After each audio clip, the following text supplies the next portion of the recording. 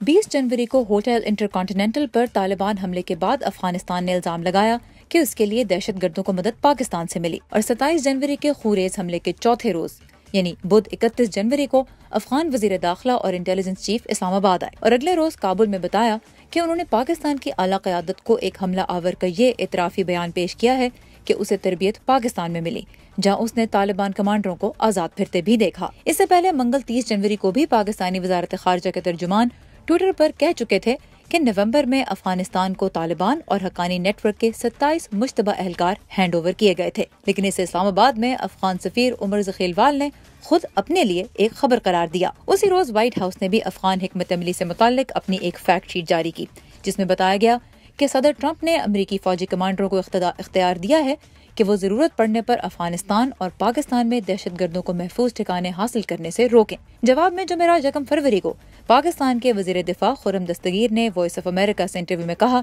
कि पाकिस्तान एक खुद मुख्तार रियासत है और अमरीका को किसी भी पॉलिसी पर अमल से पहले पाकिस्तान से बराह रास्त बात करनी चाहिए। लेकिन जुम्मे को अफगान सदर अशरफ गनी ने टेलीविजन पर पाकिस्तान को तालिबान का गढ़ करार दिया।